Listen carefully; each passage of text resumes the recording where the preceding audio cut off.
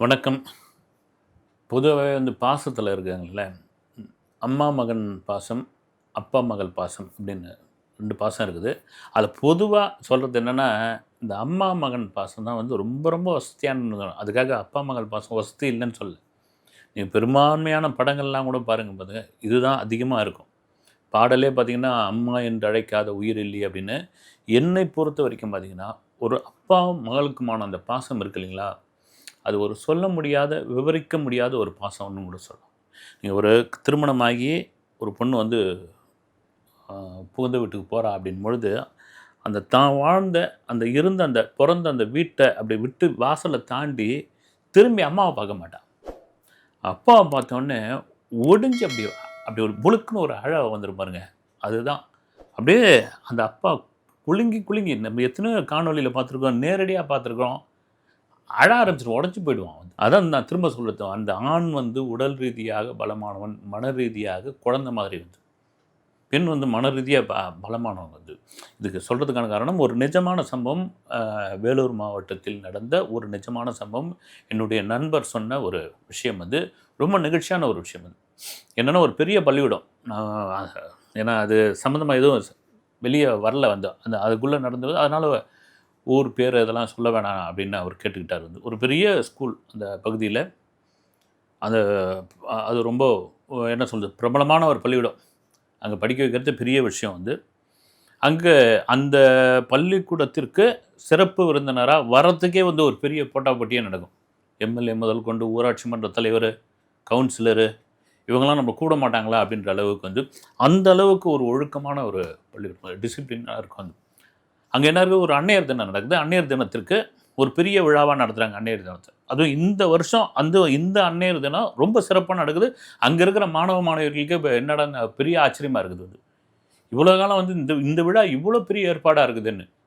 கிட்டத்தட்ட அமைச்சர் லெவல்ல கூப்பிடுற அளவுக்கு அந்த விழா ஏற்பாடுலாம் நடந்துகிட்டு இருக்கு. சுத்து வட்டாரத்துலேருந்து அவ்வளோ பேர் வராங்க.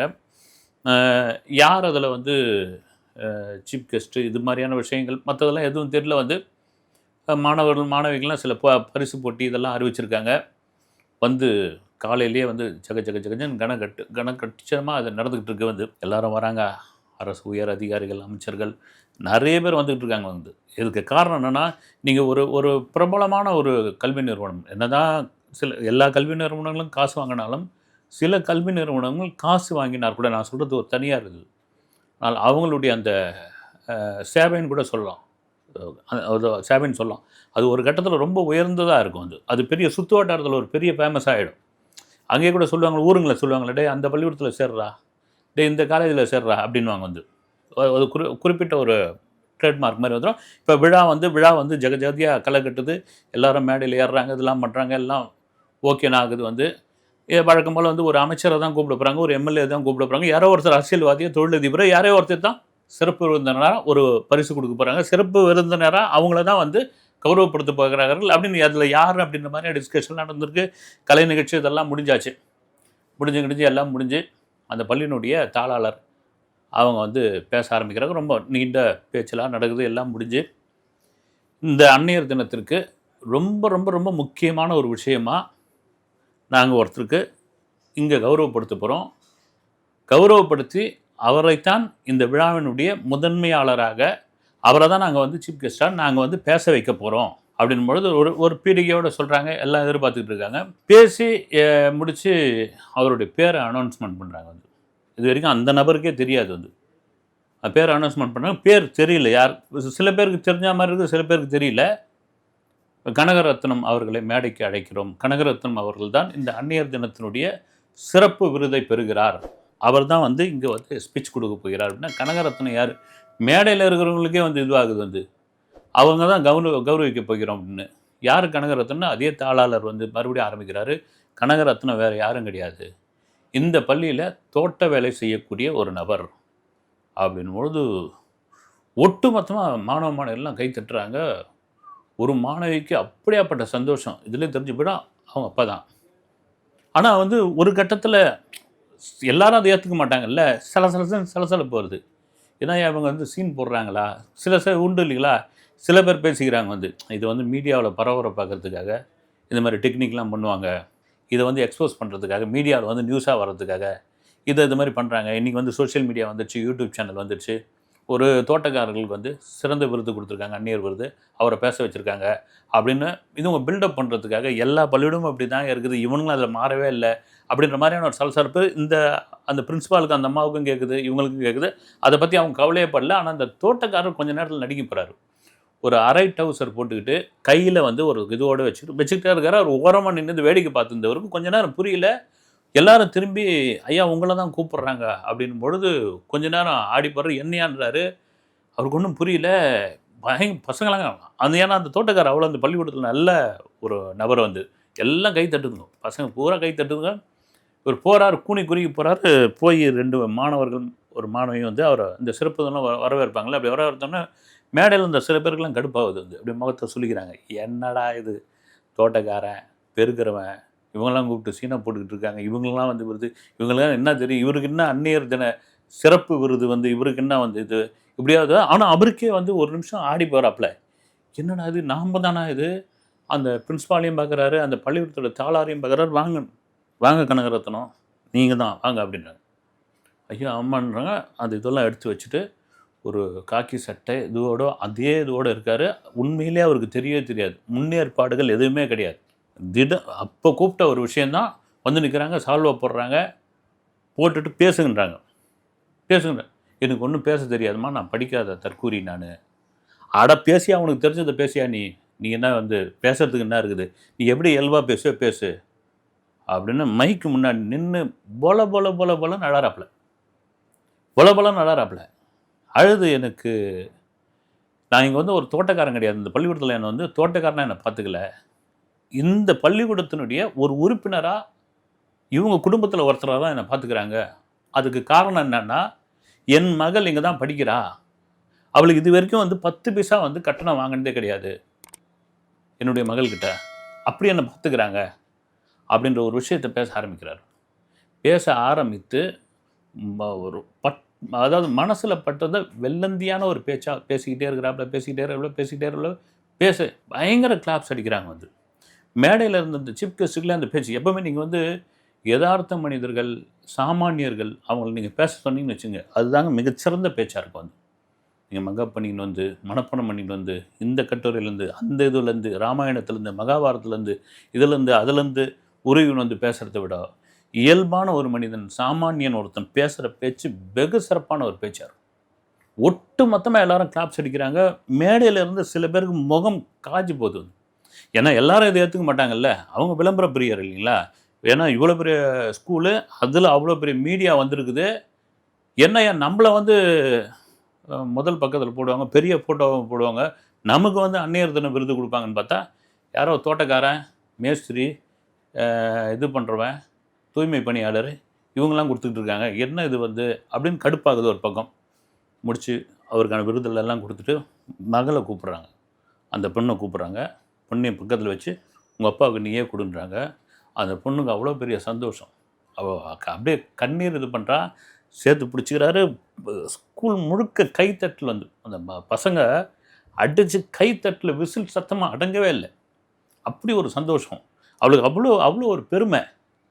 எல்லாம் முடிஞ்சு இவருக்கு இன்னும் குழப்பமாகவே இருக்குது.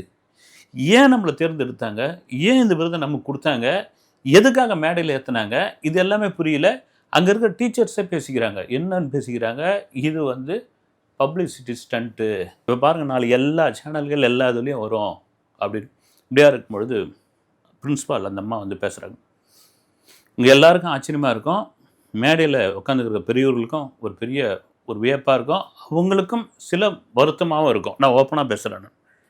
ஏன்னா மேடையில் இருக்கிறவங்களாம் ஒரு பெரிய இடத்துல இருக்கிறவங்க, ஒரு உயர் இடத்துல இருக்கவங்க, உயர் பதவியில் இருக்கிறவங்க, என்னடா இவருக்கே அந்த இது கொடுத்துருக்காங்க அப்படின்ற ஒரு கேள்வி அவருக்கே கூட இருக்கும், அவருக்கும் தெரியாது.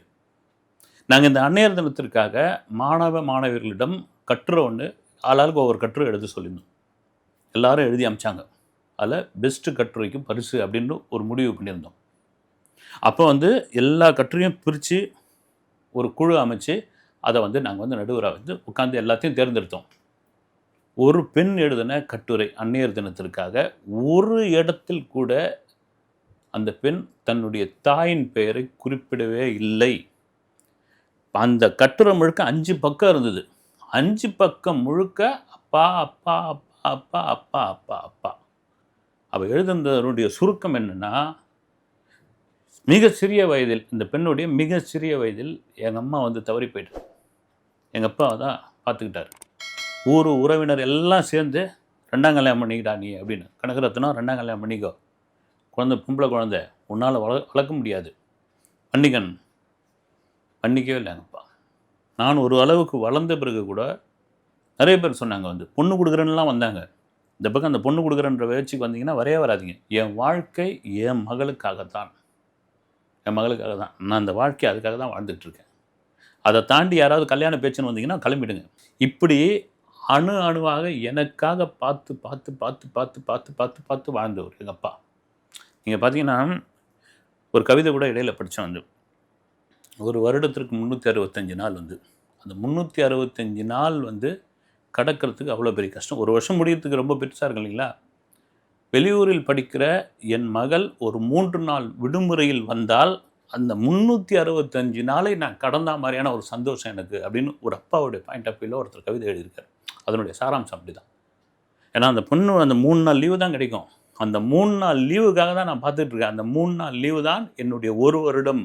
அந்த 3 நாள் லீவு தான் என் மகளுடன் இருக்கிற அந்த 365 நாள் அப்படின்னு சொல்லியிருக்காரு. அப்படி தான் வந்து தன்னுடைய வாழ்நாளை என்னுடைய மகளுக்காகவே நான் அர்ப்பணித்து கொண்டிருக்கிறேன். அப்படி தான் இருப்பேன் நான் அப்படின்னு. இவர் தோட்ட வேலைக்கு சேர்ந்துருக்காரு, அரசு பள்ளியில் சேர்த்துருக்காரு. அது தெரிஞ்சு இந்த பள்ளி அரசு பள்ளியும் ஒன்றும் இதுவான இது இல்லை.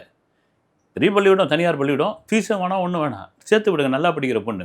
இப்படி ஒரு கட்டுரை வச்சு எழுத வச்ச உடனே எங்களுக்கு எல்லாருக்கும் மனசு கலங்கி போச்சு. இதுதான் தாயுமானவன் சொல்லுவாங்க இல்லைங்களா? அப்படி ஒரு தாயுமானவனாக ஒரு சாமானிய மனிதன் இருக்கார். அவரை நாம் வந்து என்ன சொல்கிறோம், காலையில் வந்து ஒரு இது எடுத்துன்னு செடியை கட் பண்ணுறது, மரத்தை கழிக்கிறது, அப்புறம் வந்து தண்ணி பாய்ச்சறது, இருக்கிற சின்ன சின்ன வேலைகளை செய்துறது, டவுசர் இது பாண்டிக்கிட்டு பிள்ளைங்களை வந்து ஒழுங்குபடுத்துறது, காலைல ரோட்டில் நின்று பசங்க கிராஸ் பண்ணுறதுக்கு உதவி பண்ணுறது, இப்படி தான் நம்ம ஒரு நபரை பார்த்துருக்கோம். அவருக்கு பின்னாடி இப்படி ஒரு வாழ்க்கை, இப்படி ஒரு தியாகம், தன் மகளுக்காக இப்படி ஒரு உருக்கம், அந்த உருக்கத்தினுடைய வெளிப்பாடு தான் அந்த மகள் அந்த தாயமானவனை அப்படி பார்த்துருக்குறான். அப்படி பார்த்துருக்கா. இந்த கட்டுரையை படித்த நாங்கள் எங்கள் குழுவில் இருந்த இந்த குழு இருக்குங்களா, அந்த குழுவில் இருந்த அத்தனை பேரும் அழுதுட்டோம். அதனால்தான் இந்த அன்னையர் தினத்திற்கான மிகச்சிறந்த விருதை மிகச்சிறந்த ஒருத்தருக்கு கொடுக்கணும்னு முடிவு பண்ணி, அந்த மிகச்சிறந்த ஒருத்தர் தான் எங்கள் பள்ளியுடைய தோட்டக்காரர் கனகரத்னம்னு முடிவு பண்ணினாங்கன்னு குமரி அழுகிறார் கீழே வந்து. முதல்ல இதுதான் காரணம். மேடையில் இருந்து அத்தனை பேரும் எழுந்து நின்று கைத்தட்டுறாங்க. எழுந்து நின்று கேட்டாங்க. இதில் எந்த விதமான பப்ளிசிட்டியோ ஸ்டண்ட்டோ விளம்பரமோ எதுவுமே கிடையாது. இது அப்பழுக்கற்ற ஒரு உண்மையான ஒரு விஷயம் அப்படின் பொழுது அங்கு இருந்த ஒரு உயர் அதிகாரி சொல்கிறாரு, அந்த மகளுடைய திருமண செலவிற்கான ஒரு வைப்பு தொகையை நான் வந்து நான் தரேன் அப்படின்னு. இன்னொரு செலவை ஏற்றுக்கிறார். எப்படியாப்பட்ட ஒரு நிகழ்வு பாருங்கள். இது உண்மையான நடந்த நிகழ்வு. வந்து எதுக்கு சொல்ல வரோன்னா, ஒரு நாம் செய்யக்கூடிய ஒரு விஷயம் வந்து நாம் பாட்டுனா அதை வந்து நம்ம இது பலன் கொடுக்கும், இது ஒன்றும் பலன் இல்லை, நீங்கள் பாட்டு செஞ்சுட்டு இருந்தீங்கன்னா அது ஏதாவது ஒரு வடிவத்தில் ஏதாவது ஒரு இடத்தில் உங்களுக்கான பலனாக உங்களுக்கான இதுவாக வந்து சேரும். வந்து இந்த தந்தையுடைய அந்த அன்பு, அந்த அரவணைப்பு மகள் வடிவில் ஒரு கட்டுரையாக வந்து அவர் எவ்வளோ பெரிய உயரத்தில் எவ்வளோ பெரிய ஸ்தானத்தில் வந்து கொடுக்குது. ஒரு படிக்காத ஒருத்தர் வந்து இந்த கட்டுரையை படின்றாங்க அவர்கிட்ட. அதில் என்ன விசேஷம்னா, அந்த நண்பர் சொன்னார் வந்து, இந்த பேப்பர் எடுத்து உங்கள் மகன் ஒன்று பண்ணியிருக்காங்க, இதை எடுத்து படின்றாங்க. அவர் வந்து கையெல்லாம் நடுங்குது. என்னன்னா, அவருக்கு மகள் ஏதோ தப்பு பண்ணிட்டாங்க, ஏதோ பள்ளிக்கூடத்தில் சேட்டை பண்ணிடுச்சு பழகுது அப்படின்னு நினச்சிட்டு, எனக்கு படிக்க தெரியாதுமா, என் பொண்ணு ஏதாவது செஞ்சால் மன்னிச்சிடுங்கம்மா, பள்ளிக்கூடத்து விட்டுலான்னு பார்த்தீங்கன்னா எத்தனை பேர் அழுதுறாங்க, வந்து கண் கலங்கிறாங்க. அப்போ தான் விஷயத்தை கூட சொல்லல அவங்ககிட்ட, கிளம்பி போங்கன்றாங்க. அது ஒரு சஸ்பென்ஸாகவே வச்சுருக்காங்க. வந்து ஒரு திரும்ப சொல்கிறது, ஒரு அப்பா மகளிருக்கான அந்த உறவு இருக்குது இல்லைங்களா, அது வந்து ஒரு பேரானந்தம். அது விவரிக்க முடியாத ஒரு விஷயம். வந்து அடுத்த வீடியோவில் சந்திக்கிறேன். நன்றி.